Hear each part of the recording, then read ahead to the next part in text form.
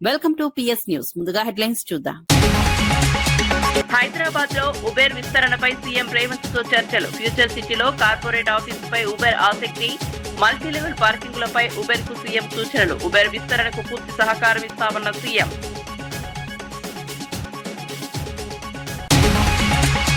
ఏపీని knowledge hub గా మారుస్తామన్న Chandrababu. AI deep టెక్నాలజీలో యువత ముందుండాలన్న చంద్రబాబు. హైదరాబాద్ లో ఏపీని టెక్నాలజీ హబ్ చేస్తామన్న సీఎం. నాలెడ్జ్ ఎకానమీకి బలమైన పునాది వేస్తామన్న బాబు.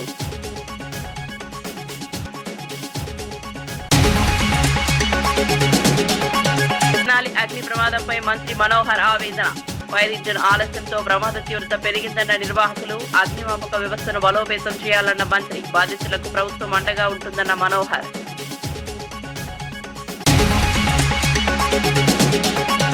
ఇచ్చిన మాట నిలబెట్టుకున్న పవన్ కళ్యాణ్. పెదపాడులో కొత్త పాఠశాల భవనం అందుబాటులోకి. అడవి తల్లి బాట హామీని అమలు చేసిన పవన్. విద్యార్థులకు మెరుగైన వసతులే లక్ష్యమన్న పవన్.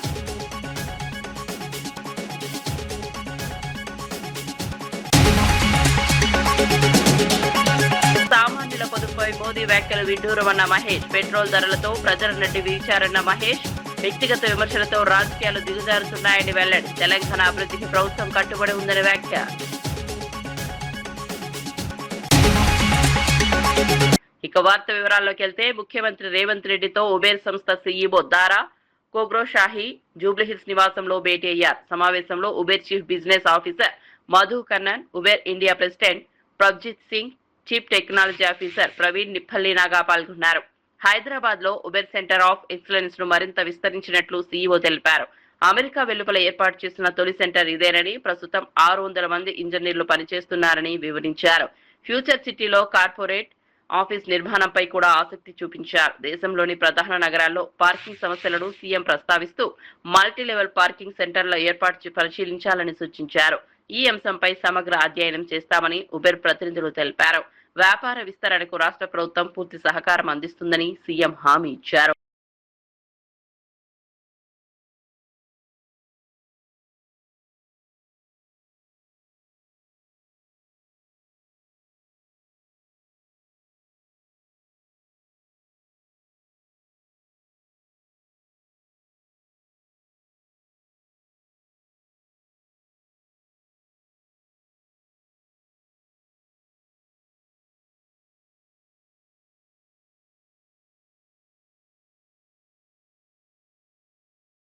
ఆంధ్రప్రదేశ్ ను భవిష్యత్తులో ప్రపంచ స్థాయి నాలెడ్జ్ హబ్ గా తీర్చిదిద్దడమే లక్ష్యమని సీఎం చంద్రబాబు నాయుడు అన్నారు.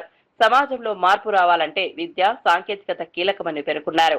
ఐటీ రంగంలో తెలుగువారు ఇప్పటికే ప్రపంచవ్యాప్తంగా అగ్రస్థానంలో ఉన్నారని, రాబోయే రోజుల్లో ఆర్టిఫిషియల్ ఇంటెలిజెన్స్, డీప్ టెక్నాలజీతో కూడా గ్లోబల్ లీడర్లుగా ఎదగాలని ఆకాంక్షించారు. యువత కోసం రాష్ట్రంలో నాలెడ్జ్ ఎకానమీకి బలమైన పునాది వేస్తామని తెలిపారు. కేవలం చదువు మాత్రమే కాదు, క్రమశిక్షణ, సామాజిక బాధ్యత కూడా ముఖ్యమని సూచించారు. నాడు హైదరాబాద్ ను ఐటీ హబ్ గా అభివృద్ధి చేసినట్లే ఇప్పుడు ఏపీని కూడా అదే స్థాయికి తీసుకెళ్తామని చెప్పారు. సాంకేతిక పునర్నిర్మాణంలో యువత, ప్రజలంతా భాగస్వాములు కావాలని సీఎం పిలుపునిచ్చారు. అవార్డు కూడా ఇచ్చే పరిస్థితికి వచ్చారు. నేను మామూలుగా ఏ అవార్డు ఒప్పుకునేవాడిని కాదు, ఇది ఒప్పుకున్నా. దానికి కారణం ఏంటంటే, ఈ పేరు చెప్తే 10 మంది వచ్చి పెట్టుబడులు పెడతారు. ఇప్పుడు వచ్చిన పెట్టుబడి కంటే అదనంగా పెట్టుబడి వస్తుందని దీన్ని కూడా యాక్సెప్ట్ చేసే పరిస్థితికి వచ్చారు. అందుకే మీరు చూస్తే 23 నెలల్లో 23 లక్షల కోట్ల రూపాయలు పెట్టుబడులు వచ్చాయి. ఈ పెట్టుబడులన్నీ అయిపోతే 23 లక్షల మందికి ఉద్యోగాలు వస్తాయి. ఇప్పుడు భాస్కర్ రావు గారు చెప్పినట్టు 1,00,000 మంది ఉద్యోగాలు కానీ ఒక్క మెడికల్ ఫీల్డ్ లో ఆయన తయారు చేయగలిగితే, లేకపోతే 1,00,000 మంది యువతకు అవకాశాలు కల్పించగలిగితే, that is a additional bonus. నా ఉద్దేశం ప్రతి ఒక్కరికి ఎంప్లాయ్మెంట్ ఉండాలి. అదే మరి ఆర్థిక అసమానతలు తగ్గాలి. ఆర్థిక అసమానతలు తగ్గించడానికి P4 అనేది ఒక ఆయుధం. నేను ఏది కూడా ఒకసారి సంకల్పం చేసి దాన్ని జయప్రదం చేసే వరకు ముందుకు తీసుకెళ్తాం. ఈ ఆర్థిక అసమానతలు తగ్గించి అందరికీ మెరుగైన జీవన ప్రమాణాలు ఇవ్వగలిగితే అదే నిజమైన ప్రజాస్వామ్యం. అట్లా కాకుండా కొంతమంది కోటీశ్వరులు చాలా మంది నిరుపేదలుంటే అది సమాజానికి కూడా మంచిది కాదు. అందుకే భాస్కర్ రావు గారిని కోరుతున్నా, మీ హాస్పిటల్లో ఉండే వాళ్ళందరినీ సంపద సృష్టిగా కాకుండా P4 కింద ఒక 5,000 10,000 కుటుంబాలు బయట వాళ్ళు అడాప్ట్ చేసుకుని ఆ 10,000 మందిని పైకి తీసుకురండి. అది నిజమైనటువంటి స్ఫూర్తి అవుతుంది. ఆ స్ఫూర్తిలో కూడా మీరు కూడా భాగస్వాములు కావాల్సిందిగా మనస్ఫూర్తిగా కోరుకుంటూ, ఇక్కడ రైతాంగానికి ఒక ఆఫర్ ఇచ్చారు. చాలా మంచి ఆఫర్ ఇది. రైతుల్ని శాశ్వతంగా గుర్తుండాలి, వీళ్ళ స్ఫూర్తిని మనం గుర్తుపెట్టుకోవాలి. ఇదే విధంగా అందరం కానీ వాళ్ళ స్ఫూర్తిని గుర్తుపెట్టుకుంటే మిగిలిన రైతులు కూడా ముందుకు వస్తారు. ఇంతవరకు ఎక్కడా ఈ ప్రయోగం సక్సెస్ కాలేదు. అమరావతి రైతాంగం చూపించిన స్ఫూర్తి ఒక భారతదేశానికే కాదు ప్రపంచానికి ఒక ఆదర్శం కావాలనేది నా ఆలోచన. నేను ఎప్పుడు కూడా మీరు గుర్తుపెట్టుకోవాల్సింది, భూమి అనేది ఒక సెంటిమెంట్. భూమి లేకపోతే అభివృద్ధి లేదు. హైదరాబాద్ని ఎయిర్పోర్ట్ కట్టాలనుకున్న ఆ రోజు 5,000 ఎకరాలు కావాలి. చాలా మంది ఎగతాళి చేశారు. 5,000 ఎకరాలు. బండి భగీరథపై నమోదైన కేసులో బీఆర్ఎస్ పార్టీ పూర్తిగా బాధితురాల పక్షాన నిలుస్తుందని మాజీ మంత్రి గంగుల కమలాకర్ స్పష్టం చేశారు. తమ పార్టీ నేతల ఒత్తిడి వల్ల కేసు నమోదైందని పేర్కొన్నారు. ఇది పూర్తిగా చట్టపరమైన శాంతి భద్రతలకు సంబంధించిన అంశమని, దీనిని కులాన్ని ఆపాదించవద్దని హితవు పలికారు. బాధితురాలికి న్యాయం జరిగేలా చర్యలు తీసుకోవాలని డిమాండ్ చేశారు. కేసును రాజకీయ రంగు పొలమకుండా పారదర్శకంగా విచారణ జరపాలని కోరారు. చట్టం ముందు అందరూ సమానమేనని పేర్కొన్నారు. ఈ వ్యవహారంలో ఎవరిని కాపాడే ప్రయత్నం జరగకూడదని అన్నారు. బాధిత కుటుంబానికి పూర్తి మద్దతుగా నిలుస్తామని గంగుల కమలాకర్ వెల్లడించారు. బాధ్యత మీ మీద ఉంటుంది.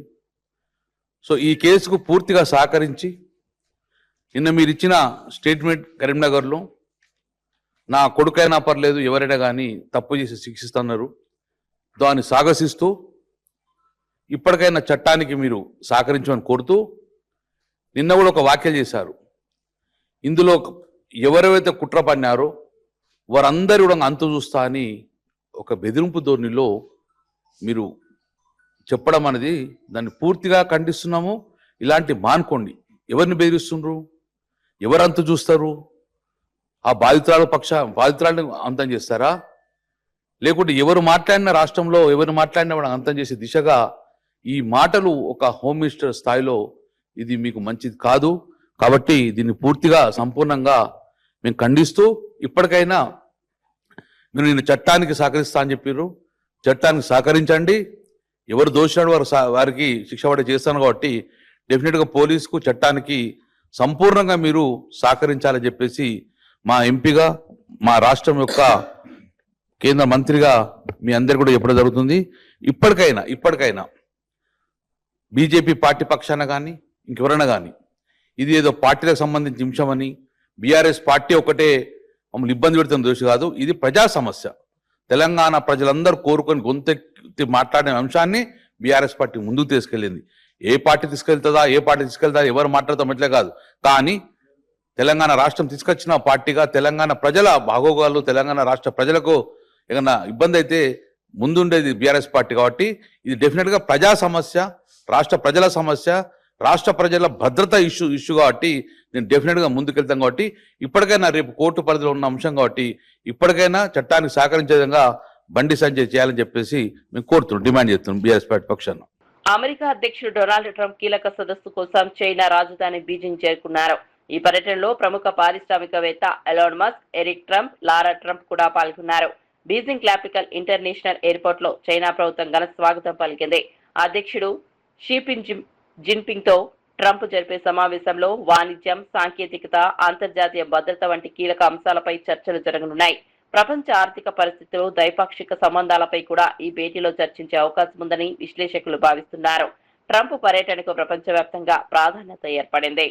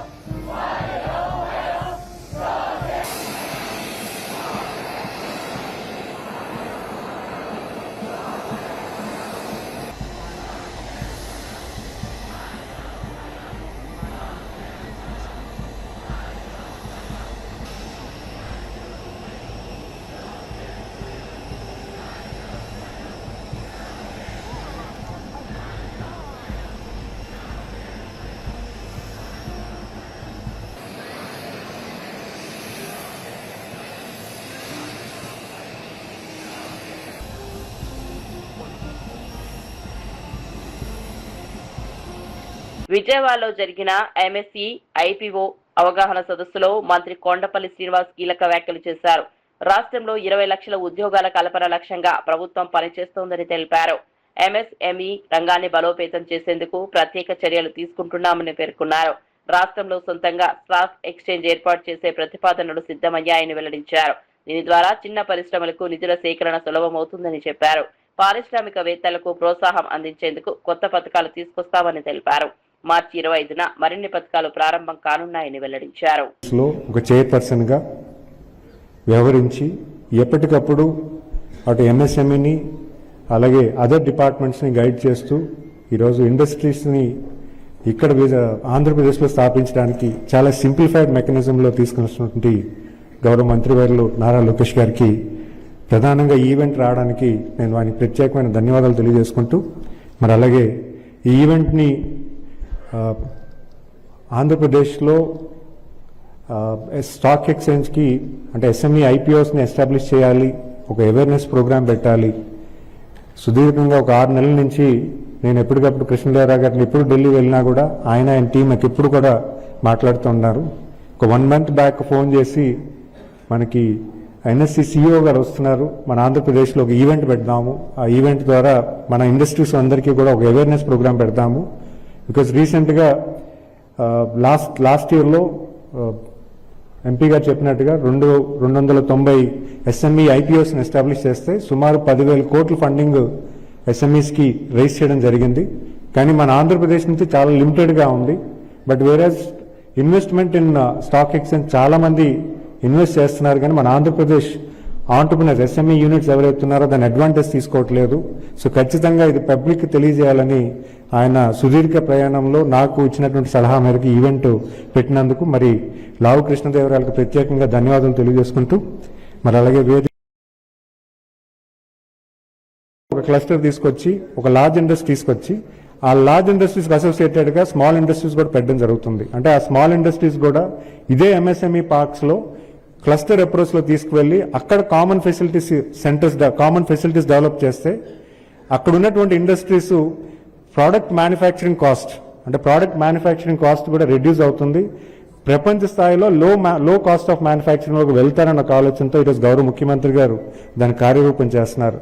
అంటే ఇదే హోలిస్టిక్ అప్రోచ్ లో మన రాష్ట్రానికి ఎంఎస్ఎంఈ ఇండస్ట్రీని గ్రోత్ చేయాలంటే ఏం చేయాలన్న దాని మీద ప్రధానంగా ఒక 2 years కాల పరిమితుల్లో అనేక విషయాలు చేయడం జరిగింది. మీరు చూసుకుంటే పాలసీస్ కూడా సుమారు 24-25 పాలసీస్ సెక్టర్ ఓరియంటెడ్ పాలసీస్ కూడా ఇవ్వడం జరిగింది. చాలా విధి విధానాలు అంటే ఇక్కడ సర్క్యులర్ ఎకానమీ అవ్వచ్చు, అలాగే మీరు చూసుకుంటే ఈవీ మ్యానుఫ్యాక్చరింగ్ అవ్వచ్చు, ఈవీ ఛార్జింగ్ స్టేషన్స్ అవ్వచ్చు, అలాగే గ్రీన్ ఎనర్జీ దాని మీద అవ్వచ్చు, ఇవన్నీ కూడా పాలసీస్ డిఫైన్ చేసి స్పెసిఫిక్ టు ఇండస్ట్రీ కూడా తీసుకురావడం జరుగుతుంది. మరి అంతేకాకుండా Andhra Pradesh CDP program cluster development ప్రోగ్రాంలో కూడా సుమారు 300 కోట్లు ఇచ్చి ఎవరైతే క్లస్టర్ కామన్ ఫెసిలిటీ సెంటర్స్ పెడతారో వాళ్ళకు కూడా ఒక 10 crores వరకు ప్రాజెక్టు 90% గ్రాంట్ కింద కూడా ఇవ్వడం కూడా జరుగుతుంది. అది కూడా రేపు 25th March కూడా అది కూడా లాంచ్ చేయడం జరుగుతుంది. మరి అలాగే ఇప్పుడు ఉన్నటువంటి పిఎంఈజీపీ, పిఎంఎఫ్ఎంఈ అలాంటి ఏదైతే స్కీమ్స్ ఉన్నాయో, అలాగే chief minister entrepreneurship development program అది కూడా రేపు మే 25వ తారీఖున గౌరవ ముఖ్యమంత్రి గారి చేతుల మీద లాంచ్ చేసి సుమారు 200 కోట్లు ఈ ఆర్థిక సంవత్సరంలో కూడా బడ్జెట్ ఇవ్వడం జరుగుతుంది. కర్ణాటక కాంగ్రెస్ రాజకీయాల్లో నాయకత్వ మార్పు చర్చ మళ్లీ తెరపైకి వచ్చింది. బెంగళూరులోని కేపీసీసీ కార్యాలయం బయట డిప్యూటీ సీఎం డీకే శివకుమార్ ఫోటోలతో నెక్స్ట్ సీఎం డీకే శివకుమార్ అంటూ పోస్టర్లు వెలిశాయి. ఆయన పుట్టినరోజు సందర్భంగా అభిమానులు ఈ పోస్టర్లు ఏర్పాటు చేసినప్పటికీ కాంగ్రెస్ పార్టీలో అంతర్గత విభేదాలపై చర్చ మొదలైంది. 2023లో కాంగ్రెస్ అధికారంలో వచ్చినప్పటి నుంచి సీఎం పదవిపై సిద్దరామయ్య, డీకే శివకుమార్ వర్గాల మధ్య పోటీ ఉందనే ప్రచారం కొనసాగుతోంది. ఇప్పుడు ఈ పోస్టర్లు రాజకీయ వర్గాల్లో కొత్త చర్చకు దారితీశాయి. పార్టీ నాయకత్వం ఈ అంశంపై ఎలా స్పందిస్తుందనేది ఆసక్తిగా మారింది.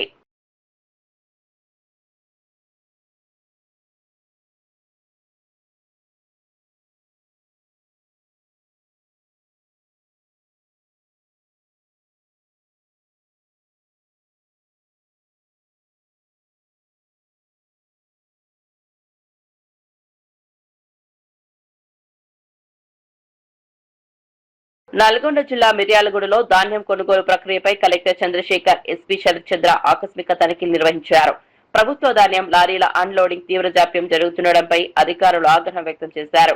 ప్రైవేట్ ధాన్యానికి ప్రాధాన్యమిస్తూ ప్రభుత్వ ధాన్యాన్ని గంటల తరబడి నిలిపివేస్తున్నారని గుర్తించారు. మిర్లల నిర్లక్ష్యంపై కలెక్టర్ తీవ్ర హెచ్చరికలు జారీ చేశారు. కొనుగోలు నిబంధనలు ఉల్లంఘించిన వారిపై కఠిన చర్యలు తీసుకుంటామని స్పష్టం చేశారు. ప్రభుత్వ ధాన్యం వెంటనే అన్లోడ్ చేసేలా చర్యలు తీసుకోవాలని అధికారులకు ఆదేశించారు. రైతులు ఇబ్బందులు పడకుండా కొనుగోలు ప్రక్రియను వేగవంతం చేయాలని సూచించారు. ఇక్కడ మొత్తం అంతా అన్లోడింగ్ అనేది వితిన్ 12 hours మించకుండా అన్లోడింగ్ చేసి తిరిగి సెంటర్స్కి వెళ్లే విధంగా ఒక ప్లాన్ ఆఫ్ యాక్షన్ అనేది రూపొందించడం జరుగుతుంది. రైతులందరూ కూడా ఎవరు కూడా మనకు కొనుగోలు జరగట్లేదని చెప్పేసి బాధపడాల్సిన అవసరం లేదు.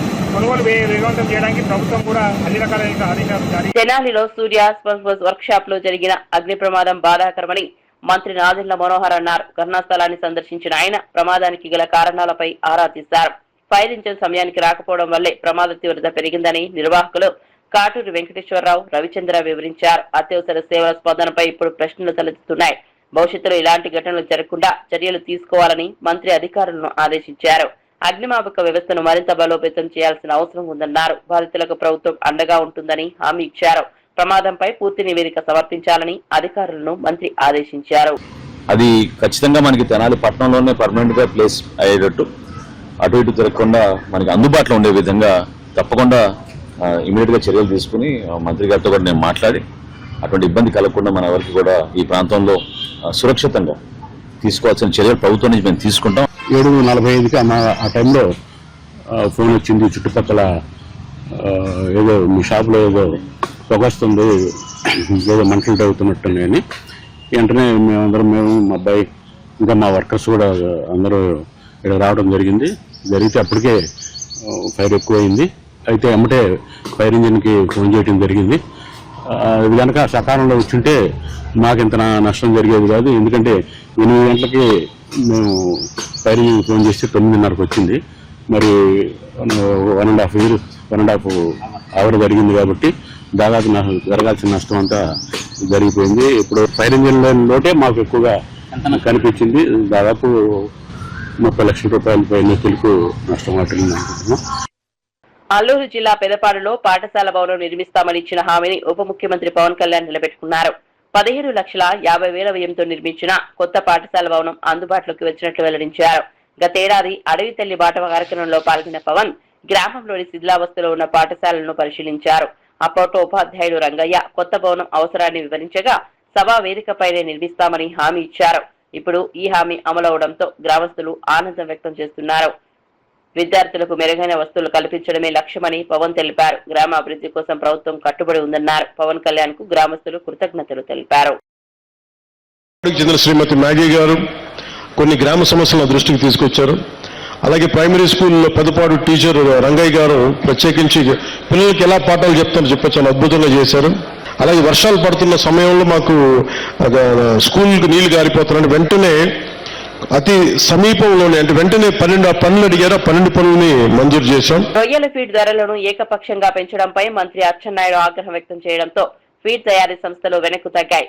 పెంచిన ధరల అమలును తక్షణమే నిలిపివేస్తున్నట్లు అసోసియేషన్ ప్రకటించింది. రైతుల ప్రయోజనాలే ప్రభుత్వ మొదటి ప్రాధాన్యమని మంత్రి స్పష్టం చేశారు.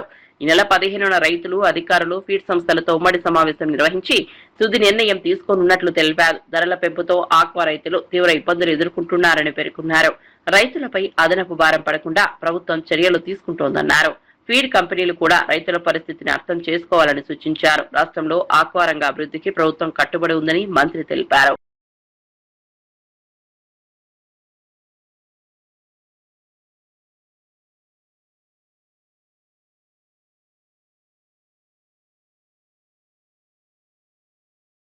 కేంద్రంలోని మోదీ ప్రభుత్వం సామాన్యుల పొదుపుపై మాట్లాడడం విడ్డూరంగా ఉందని టీపీసీసీ చీఫ్ మహేష్ కుమార్ గౌడ్ విమర్శించారు.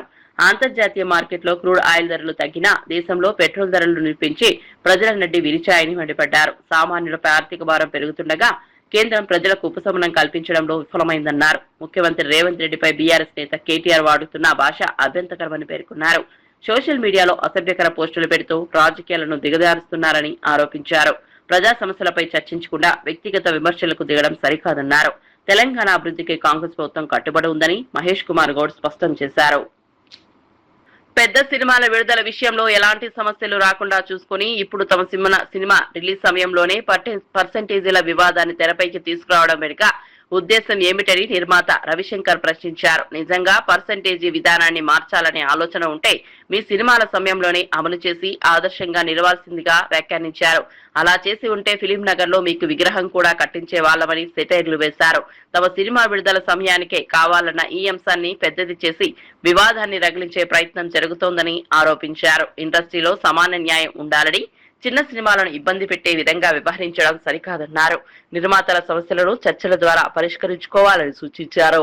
ఇన్నాళ్ళు ఇందాక చెప్పిన లిస్టు ఒక 5-6 సినిమాలు 7 సినిమాల మీది ఈ అన్ని పాస్ అయిపోయి కరెక్ట్గా ఏటోళ్ళు కరెక్ట్ మా సినిమా వచ్చే టైంకి ఇది పాపప్ చేసి దీన్ని ఫ్లేరప్ చేసి ఏదో చేద్దాం అనేది ఏంటి సార్? మీ పెద్ద మనసును చక్కగా మీ పెద్ద సినిమా ఉన్న రోజున ఇదిగో పర్సంటేజ్ ఇదిగోండి అని హ్యాపీగా వేయొచ్చు కదా సార్. మీరు ఒక ఎగ్జాంపుల్ ఉంటారు, మీకు కూడా విగ్రహం కడతాం ఇక్కడెక్కడ మంచి ఫిలిం నగర్లోనే ఎక్కడో. ఏమన్నా ఇన్నాళ్ళు ఇందాక చెప్పిన లిస్టు ఒక 5-6 సినిమాలు 7 సినిమాల మీది ఈ అన్ని పాస్ అయిపోయి కరెక్ట్గా ఏటోళ్ళు కరెక్ట్ మా సినిమా వచ్చే టైంకి ఇది పాపప్ చేసి దీన్ని ఫ్లేరప్ చేసి ఏదో చేద్దాం అనేది ఏంటి సార్? మీ పెద్ద మనసును చక్కగా మీ పెద్ద సినిమా ఉన్న రోజున ఇదిగో పర్సంటేజ్ ఇదిగోండి అని హ్యాపీగా వేయొచ్చు కదా సార్. మీరు ఒక ఎగ్జాంపుల్ ఉంటారు, మీకు కూడా విగ్రహం కడతాం ఇక్కడెక్కడ మంచి ఫిలిం నగర్లోనే ఎక్కడో. ఏమన్నా చూస్తూనే ఉండండి